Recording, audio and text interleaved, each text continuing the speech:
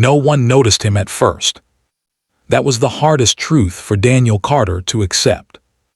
On a cold morning in Columbus, Ohio, Daniel sat on a worn wooden bench at Scioto Mile Park, watching the river move slowly under a pale sky. Joggers passed him with headphones on. Office workers rushed by toward the bus stop. A city bus hissed as it opened its doors, then disappeared down the road. Life moved forward, but Daniel felt stuck in place. Daniel was a single father, a U.S. Army veteran, and a man running out of quiet strength. His uniform once earned respect. Now, in a faded jacket and tired boots, he blended into the background. His 6-year-old daughter, Emily, sat beside him, swinging her legs and holding a small backpack with a broken zipper. Inside were her crayons, a folded homework paper, and a sandwich Daniel had made with the last 2 slices of bread at dawn. "Daddy, are we still going to the library?" she asked softly. "Yes," Daniel replied, forcing a smile. "After this." This was waiting for a call that never came, waiting for a job interview response, waiting for a miracle he no longer expected. After returning from service, Daniel lost his wife to illness. The grief hollowed him out, but Emily kept him standing. Then the factory job ended, bills piled up, friends drifted away, family lived far and struggled themselves. Pride kept him silent. He never begged, he just endured. As they sat, Daniel noticed an elderly man across the park path struggling with a grocery bag. One handle snapped and apples rolled onto the concrete walkway. People stepped around them. No one stopped. Daniel stood up without thinking. "Stay here, Em," he said gently. He crossed the path, knelt down, and began picking up apples. His knees ached. The old injury from service reminded him of its presence, but he kept going. "Thank you, son," the man said, his voice shaky. "My hands aren't what they used to be." Daniel smiled. "No problem at all." He tied the bag carefully and even walked the man to a nearby bench. When Daniel turned back, Emily was watching him with bright eyes. "You helped him even though we're tired," she said. Daniel sat beside her again. "Kindness doesn't need extra money," he replied. "Just a moment." Minutes later, a young woman approached. She had seen everything from across the park. She wore a simple coat and held a phone, not recording, just listening. "That was kind of you," she said.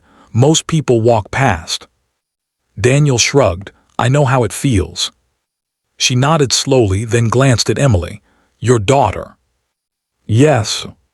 "You're teaching her something important," the woman said. She introduced herself as Rachel Moore, a local community blogger. She didn't ask questions. She didn't offer pity. She simply thanked him again and walked away. Daniel didn't know that small moment was the first ripple. Later that afternoon, as they boarded a city bus toward the library, Daniel noticed Emily resting her head on his arm.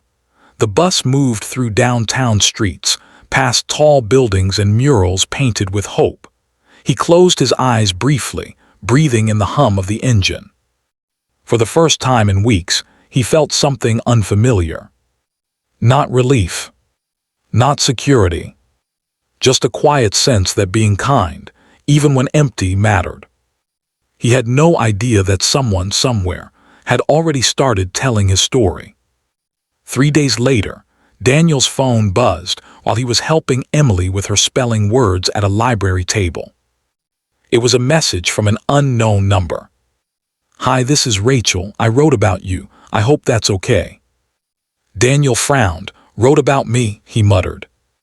Rachel had shared a short post online titled, "A Quiet Act of Kindness at Scioto Mile." No names, no drama, just a story about a veteran father who helped a stranger while having nothing himself. By morning, thousands had read it. Comments poured in, veterans recognizing the look in Daniel's eyes, single parents sharing their own exhaustion, people asking, "Who is he? Can we help?" Rachel called him later that day. "I never expected this," she said. "People want to support you, only if you're comfortable." Daniel hesitated. He hated attention, but Emily tugged at his sleeve. "Daddy," she whispered, "maybe this is good." So he agreed. Within a week, a small group organized a meetup at the same park. Nothing fancy, just neighbors. Some brought coffee, others brought food. A local veteran arrived on a motorcycle and shook Daniel's hand with respect. A teacher offered tutoring for Emily.